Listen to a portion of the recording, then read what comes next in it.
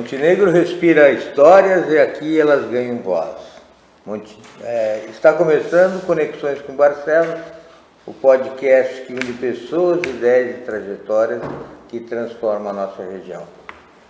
Sejam muito bem-vindos a mais um episódio do Conexões com Barcelos e hoje a nossa conversa é com a Lilian e o Alex Mello. Seria um segundo programa, então nós vamos complementar as primeiras informações do primeiro programa, onde a gente teve ótimas informações, é um trabalho de vocês, é merecedor de elogios, e a gente sabe que é muito difícil o que vocês estão passando, mas vocês têm que ter fé e ter força, porque o trabalho de vocês é muito bonito. Então, tenho certeza que vale a pena o esforço. E o Instituto Soplos ele é uma iniciativa que vem promovendo inclusão, saúde emocional, transformação social em Montenegro. Vamos conhecer os projetos que já estão mudando as vidas e os sonhos que estão sendo desenhados para o futuro. Lilian e Alex, que alegria receber vocês. Contem para nós como nasceu o Instituto Soplos e qual é a essência que move esse trabalho. Então, obrigado mais uma vez, Marcelo, pelo convite, né? Sempre muito bom estar contigo aí, conversar. Né? Temos uma parceria de anos aí, né? de outros trabalhos, outras empresas que a gente trabalhou juntos, né? Outros tempos, né? Então, é sempre bom aí estar e conversar, e tem nos dado um apoio bem grande aí também nessas nossas iniciativas. Mas o Instituto ele nasceu através de uma vontade nossa, né? Eu e a Lilian, nós temos uma consultoria em leis de incentivo, que é a Idealize. A gente faz projetos aí há 14 anos já por todo o Brasil. E a gente queria muito ter uma ferramenta nossa, né? Que a gente pudesse também executar algumas ideias, alguns projetos nossos. A gente sendo também não só a consultoria de execução, mas o executor, né? O produtor e o executor desse projeto. Então nasceu dessa vontade de a gente trazer, não só aqui para Montenegro, mas se a gente conseguir expandir isso a nível estadual e nacional, de trazer coisas boas, né? Através das leis de incentivo, que é a nossa especialidade, e que traga alguma transformação social, né? Na área da cultura, esportivo, no social, na saúde. Então, a ideia é essa, foi a gente começar também a contribuir um pouco mais nessas ações, né? Perfeito. E o propósito de acolher, capacitar e transformar é um dos objetivos do Instituto, né? Queria que vocês falassem um pouquinho sobre isso. Sim. Bom, prazer, né? Reiterando aí o que o Alex comentou, de estar aqui mais uma vez. Realmente, o Instituto, a gente sempre busca, né, resolver desafios sociais, né? Contribuir para a resolução de desafios sociais, né? Então, a gente procura sempre, né, a partir de um diagnóstico, né, local, a atuação hoje é principalmente aqui em Montenegro, né? A gente procura atuar em frentes que vão trazer alguma transformação social positiva na nossa comunidade, né? Então, a gente tem hoje projetos na área da educação, na área de transformação social com pessoas idosas, né? Que é um dos públicos que a gente tem maior participação hoje dentro do Instituto, né? Com crianças com autismo também é uma das frentes, né, que a gente vem atuando. Então, a ideia é justamente essa, assim, promover transformação social a partir de desafios reais, né, que a gente tem dentro da comunidade. Trabalho muito bacana. Um dos projetos que eu fiquei sabendo seria o projeto Capacitar, né? E a formação dos profissionais, seria isso, né? Queria que vocês falassem um pouquinho, porque ele tem sido um marco de transformações das mulheres em situação de vulnerabilidade. Esse é um tema muito forte, um tema muito atual. E como funciona esse projeto e quais os resultados que vocês estão colhendo desse projeto? Esse projeto ele surgiu também de uma demanda, né, Barcelos, que a gente está tendo agora da sociedade brasileira, né, que é a questão da violência à mulher, né.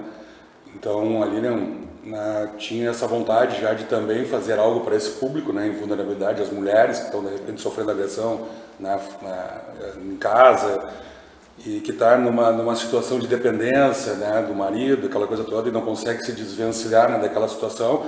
Então, de buscar a gente tentar realmente para transformar a vida dessa mulher, dando um novo futuro, né, uma possibilidade de futuro.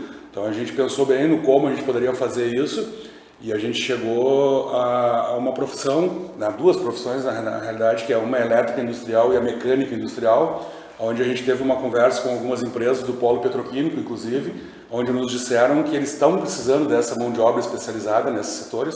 Então, quer dizer, a gente acha que com isso realmente a gente pode mudar a vida daquela pessoa, que é uma profissão que remunera consideravelmente bem, né, essas pessoas que atuam. E também ficamos sabendo, que nos surpreendeu também dessas empresas, que inclusive eles estavam procurando a mão de obra feminina para esse tipo de profissão, que é a elétrica industrial e a mecânica industrial. Pela questão do cuidado, aquele que a mulher tem a mais, né, do capricho. O homem já é uma coisa mais, né, seria o profissional, ele vai, e a mulher não. A mulher, por mais tempo que ela esteja naquela profissão, ela continua tendo aquele cuidado mais detalhista daquilo que faz. Isso foi uma coisa que nos passaram das empresas, entendeu? E aí a gente uniu o útil ao agradável, que é o quê, né? Sabemos que tem essa demanda da sociedade. E sabendo que as empresas querem isso, então vamos preparar essas mulheres para poder, né, estar ocupando esse espaço, então, né, dentro dessas empresas. Então a ideia foi essa aí, está dando muito certo, a gente já tem mulheres empregadas, né, o projeto, a proposta era 120 mulheres 120. E adolescentes. Claro que no primeiro momento ele começou 40, primeiro a turma formou 23, na segunda turma era mais 40, formou 27, e agora nós estamos já chegando na última mês da última turma, no caso, e nós só tivemos uma desistência. Então, isso tudo indica que a gente vai ter 39 formandos, né, nessa. Então a gente está numa sequência também, assim, até de aprendizado, onde a gente está conseguindo a fazer com que eles não, né, desistam, né, no meio do caminho. Então tá bem legal, a gente está aprendendo bastante junto e o resultado está melhorando. Qual é o tempo assim, do curso, cada curso que vocês fazem? Um curso é de 200 horas, que eram 3 etapas, né, 3 meses de curso para 3 grupos de 40 pessoas. 20 na elétrica, 20 na mecânica por turma, daria 120 no total. São 200 horas, uma delas, eu só não vou lembrar qual delas, mas 200 horas numa e 240 na outra. Essa é a carga horária. Eles saem daí, né, com essa formatura prontos para iniciar um estágio. Isso é mais ou menos 3 meses cada. 3 meses. A gente fez.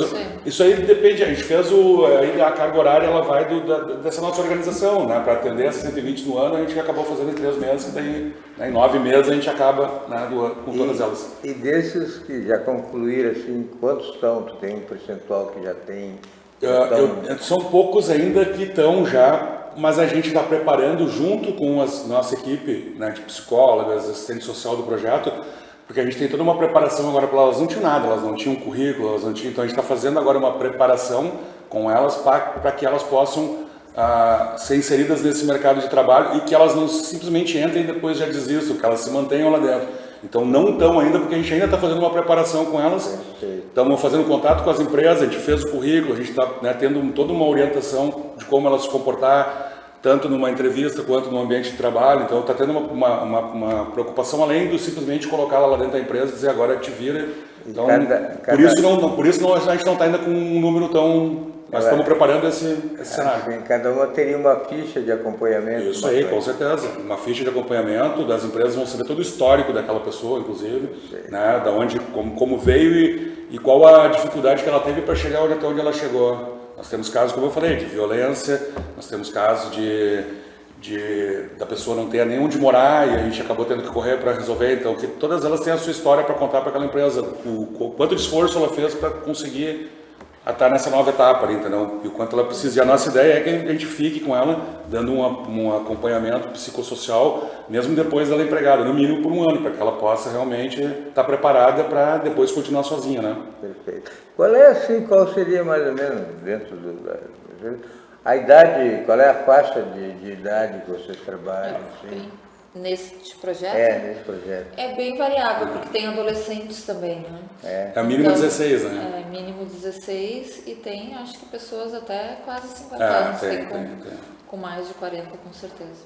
Interessante, né? E nos surpreendeu bastante, assim, essa turma que foi... Só para ter uma ideia, teve uma delas que fez elétrica no primeiro e depois ela fez uma manutenção na segunda turma. Então ela fez os dois, ela saiu com 2 diplomas.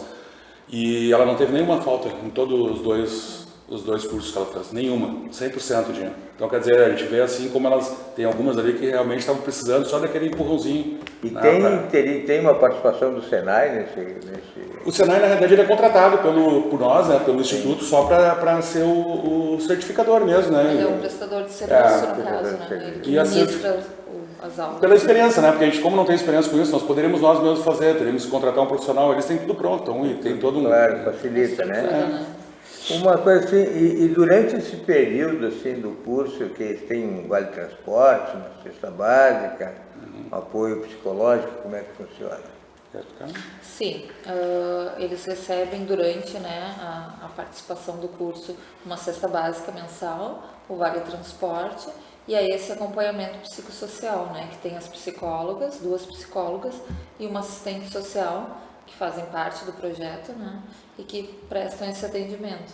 E assim, ó, dentro só de uma função assim, depois vai ter que ter um histórico disso aí, com indicadores, entendo eu, que deve ter assim. Já temos. Porque para te saber os resultados, tu tem que criar indicadores. Esses indicadores às vezes são meio difíceis de tu formar quais seriam. Depois, inclusive, eu te passo para dar uma olhada. Depois, nós já temos bastante coisa, já que a gente consegue, através disso aí, enxergar ali desse projeto. É importante. Temos um acompanhamento. Até um tipo de uma prestação de conta para a sociedade. A gente manda para os patrocinadores, inclusive, porque eu tenho 2 patrocinadores desse projeto, que um é o Supermercado Momba, que é aqui de Montenegro. Ele é um projeto aprovado na lei estadual, na Pro Social. Então, são empresas com ICMS, né, que patrocinam. Um deles é o Supermercado Momba e o outro é o Instituto das Lojas Renner. Então, mensalmente, a gente passa esse relatório aí, atualizado de impacto do que a gente está conseguindo tirar desse nosso projeto. Porque, como nós estávamos conversando, às vezes o Instituto está fazendo um trabalho tão bonito, tão bacana, e ele talvez está faltando assim, uma divulgação da sociedade, da comunidade conhecer, né? Eu não sei, como uma sugestão. Mudando agora para um outro projeto aqui de vocês, que eu achei muito importante, muito interessante, que é o Diferente é Tu, que são inclusões de crianças com TEA. E outro projeto que tem emocionado a cidade. Como surgiu essa ideia e como está sendo colocado em prática? Certo. Bom, o projeto Diferente é Tu, ele partiu de uma demanda, né, que a gente observou, de que as crianças com TEA, né, com transtorno do espectro do autismo, elas têm uma dificuldade em participar ativamente das aulas de educação física nas escolas, né, por N razões, assim, né, questão de barulho, né, o ambiente, às vezes uma prática que aquela criança não se identifica tanto, né.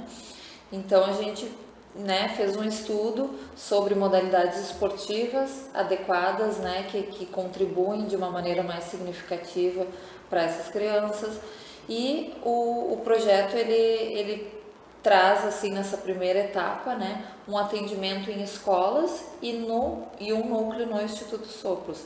Então a gente realiza hoje 3 modalidades esportivas com o projeto: jiu-jitsu, yoga e ginástica aeróbica, e as aulas acontecem em 4 escolas, que são as 4 escolas que hoje têm o maior número de crianças com diagnóstico, né, comprovado.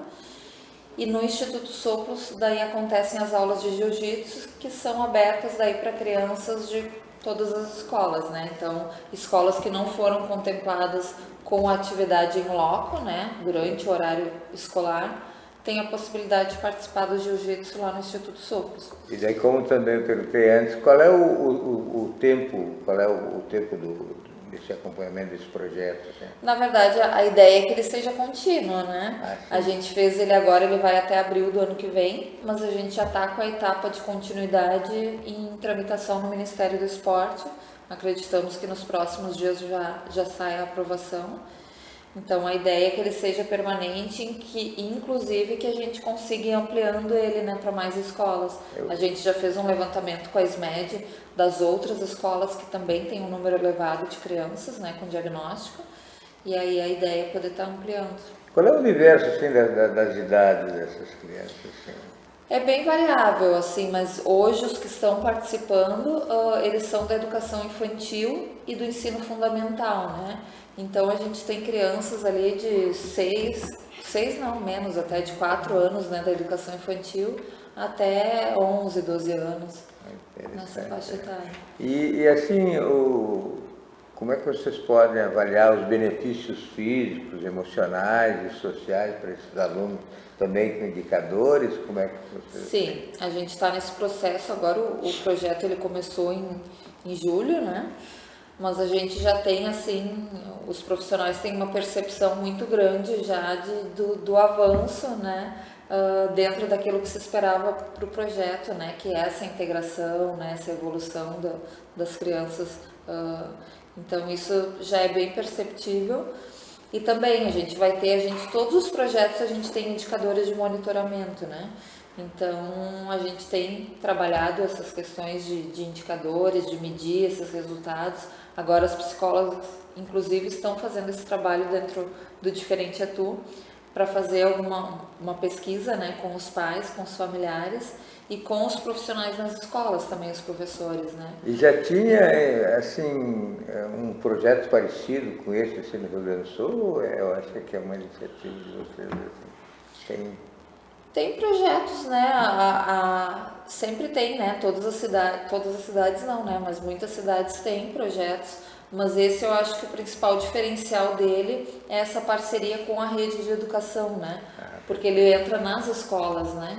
Então essas crianças elas não precisam sair da escola, os pais não terem a preocupação, porque as famílias elas já têm uma demanda grande, assim, né? As famílias que têm uma criança com TEA. Pois é, isso que eu ia perguntar. Então existem muitas dificuldades, assim, na questão de levar fora de horário para mais uma atividade, né? Eles já fazem muitas terapias, né? Acompanhamento. Então acho que um dos diferenciais do projeto é justamente esse. Está dentro das escolas, né? E foi muito importante essa parceria também com o município, né? Que autorizou essa atividade, que autorizou, né? Que a gente realizasse essa ação dentro do... Porque seria assim, eu ia perguntar o envolvimento das famílias, né, e a rede de apoio, então mais ou menos já fica definido no ambiente escolar. Os 4 núcleos são, né? Os 4 núcleos onde tem yoga e ginástica são escolas mesmo. E aí tem esse núcleo que é lá nos Sopros pro jiu-jitsu. Né? Bom, vamos passar para um terceiro projeto também que achei muito interessante, que é o projeto Arco-Íris, que seria a reconstrução afetiva pós-enchente. Né? E depois das enchentes do ano passado, o Instituto Sopros trouxe cor e esperança com o projeto Arco-Íris, né? Um projeto muito interessante. Eu gostaria que vocês falassem um pouco sobre esse projeto também. Bom, o Arco-Íris ele nasceu, né, Sérgio, com aquela demanda da enchente, né? Tipo, tivemos aquela maior catástrofe da história do nosso estado e a gente acabou se mobilizando ali para usar com o que a gente conhece, que às vezes incentiva alguma coisa para tentar ajudar essa população, né, que foi afetada. E a gente viu nessa população idosa uma população bem desassistida, né?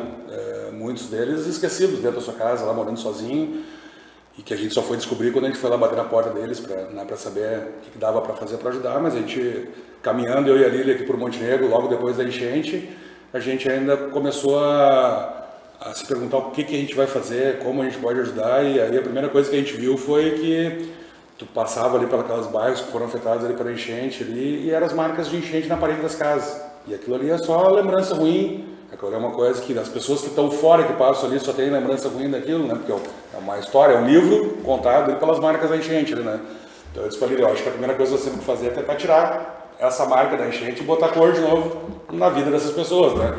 Então parece ser uma coisa básica, ali a pintura, mas é uma coisa que dá Então começou com essa questão da revitalização das casas, todas elas foram pintadas, a revitalização ela não foi uma reforma, ela foi uma revitalização naquilo que cada casa tinha mais de emergencial, nós tínhamos um valor limite e um tempo limite para fazer aquela... Então, tipo, aqui o que é o mais essencial? Aqui é a pintura elétrica, né? A gente chegou lá em casa que os fios eram tudo solto lá, o risco de acidente com os idosos era uma coisa muito, né, muito viva assim para eles. Então foi naquela parte mais crítica.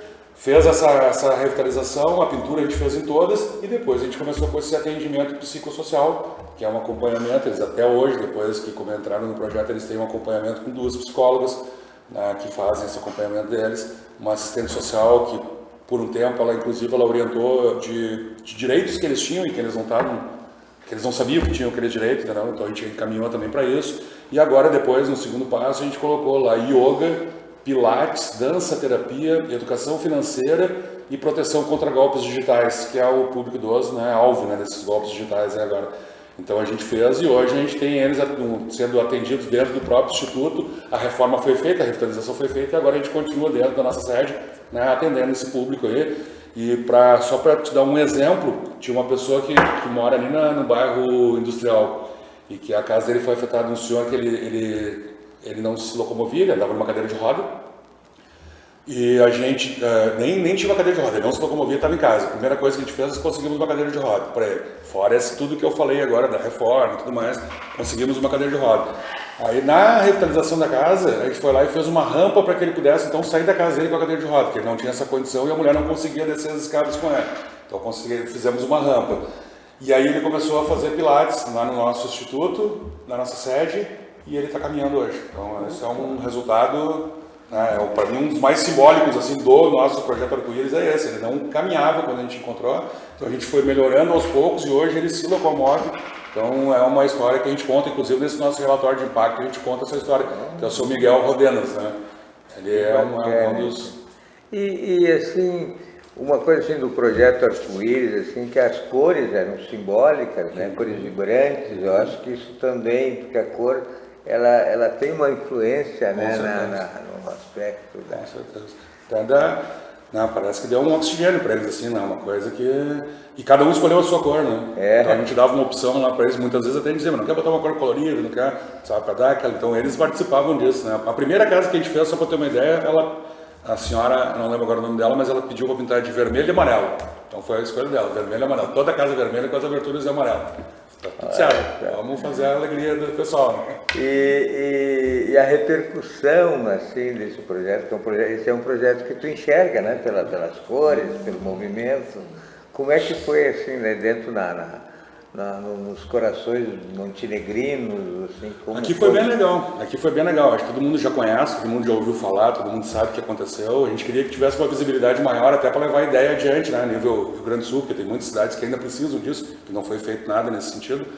Mas acabou que, além Montenegro, sem fronteiras de Montenegro, a gente não conseguiu muita visibilidade, né? Mas aqui em Montenegro está muito legal, o pessoal tudo conhece, onde fala. Eu ainda brinco ali, eu chego de vez em quando e digo assim, pô, tava na fila do mercado hoje, e a caixa do mercado, isso é real mesmo, falou assim, eu te conheço, vocês estão lá na casa da minha mãe, lá pintando, assim.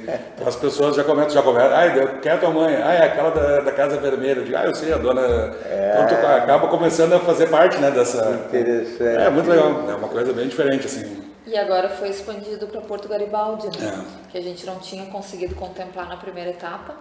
Aí agora foram mais 23 casas. 23. Né? Porto Garibaldi ficou todo embaixo d'água, né, na enchente, né? Ali sabe onde é que era, né?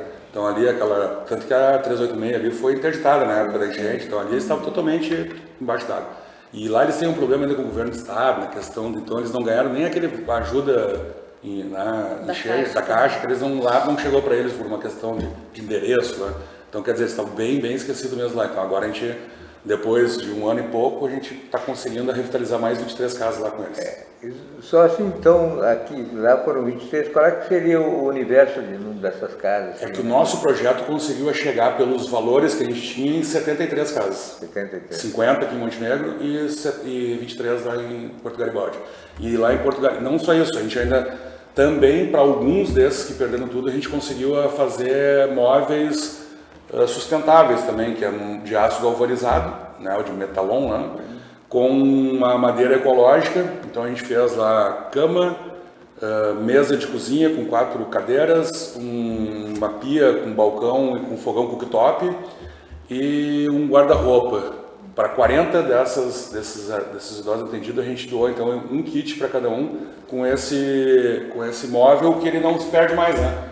Então o metalon, se por acaso der uma enchente, eles continuam na área de risco, então provavelmente vai vir outra enchente. É só lavar ali E ele, e ele tá novo de novo. e essa contribuição assim envolveu também a comunidade, assim, para tipo assim, nesses projetos, para execução deles, alguma coisa assim, ou não? Nós tivemos sim, um apoio de várias entidades de Montenegro, né? Sim. O Lions nos ajudou, o Rotary nos ajudou, o próprio ali a casa de o Pontos Pobres ali fez uma reforma, sobrou algumas aberturas, o pessoal ligou para mim, então vocês querem aproveitar essas aberturas? A gente foi lá buscou também para aproveitar em algumas casas.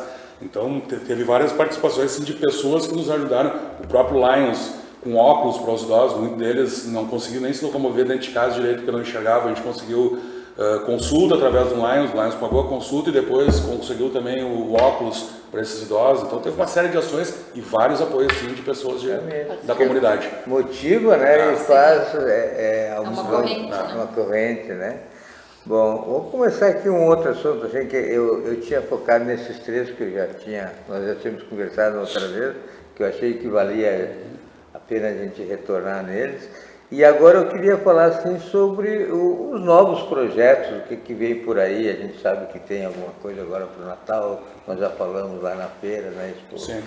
Então, alguma coisa assim que vocês falassem do futuro, o que vocês estão planejando. Agora nós temos então para o final do ano o Natal, né? O Sonho Encantado de Natal, que foi um projeto que nasceu em 2023, de fazer um grande Natal aqui em Montenegro. Como nós somos a principal cidade da região, a gente queria então ter essa referência também, né, de maior evento de Natal. E aí a gente montou em 23, tivemos maior sucesso, mais de 60 mil pessoas ali na Ramiro Barcelos, ali em desfile temático, espetáculos. Só que daí veio 2024, a enchente, a gente não conseguiu captar recursos para isso, e agora em 25, então a gente conseguiu de novo captar e vamos executar. Serão 9 dias de evento, né, no Parque Centenário, 9 dias com desfile temático, espetáculo de Natal, alguns com shows, até shows nacionais, vai ter o show do Armandinho, vamos ter food park, parque de diversões, então todo o parque decorado, né, em alto nível assim, para esperar esse evento, então vai ser um evento bem legal esse ano, que a gente de novo conseguiu então trazer, né, depois de um ano difícil, que foi 2024, aí trazer de novo para a quando comunidade. é que ele começa? Dia 15 de dezembro vai até o dia 23. E tudo gratuito para a comunidade. Todas as atrações, shows, espetáculo, desfile, tudo sem custo nenhum. Parque aberto para a comunidade lá. Tentando trazer também um pouco lá do que normalmente a gente tem que pagar para ir a Gramado lá para, né, porque aqui está na nossa cidade sem custo para a comunidade também. Essa é a função da lei de incentivo que a gente trabalha, justamente é proporcionar esse acesso aí para a população. E assim, esse seria um projeto agora de final de ano, mas para o próximo ano vocês já estão trabalhando.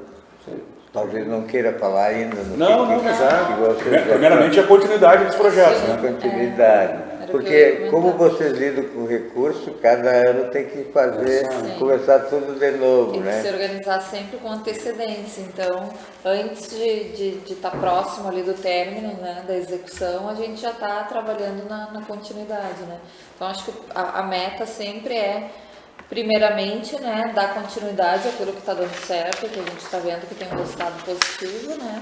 E aí, claro, a gente sempre tem, né, ideias ali no forno, né, coisas que a gente percebe que são necessárias, né, e que a gente tem o interesse, assim, em poder estar realizando, né. Então, a gente tem sim algumas metas, assim, de projetos, oncologia para crianças, né, a gente tem um projeto em fase de aprovação, das famílias de crianças com TEA, a gente também tem uma ideia aí na área de capacitação, né, de geração de renda. Então, com certeza mas todos esses que a gente falou agora aqui, todos eles, a nossa vontade é que eles continuem. Né? Não só para o ano que vem, né? Mas até quanto a gente realmente tiver força para manter. A nossa conversa é muito boa, mas o tempo passa rápido. Então nós estamos chegando no final do nosso programa. Eu queria assim que vocês, que fosse deixar uma mensagem aqui para a comunidade, que eu vejo que é um trabalho muito bonito que vocês fazem. E as pessoas têm que conhecer, né, uma mensagem final de vocês. Deixa para ali, né?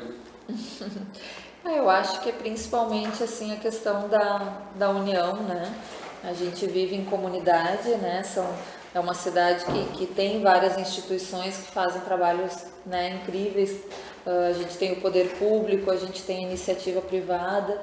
Então, acho que o principal assim é que a gente consiga sempre, né, ter uma união de esforços aí, porque a demanda é muito grande, né? Os desafios sociais são cada vez maiores, né? E se a gente conseguir unir essas forças, né, a gente com Tudo fica mais certeza fácil. consegue trazer um resultado positivo. Bom, Lília e Alex, muito obrigado por vocês compartilharem essa jornada de afeto e transformação conosco e que o Instituto dos Sopros continue soprando esperança por onde passa.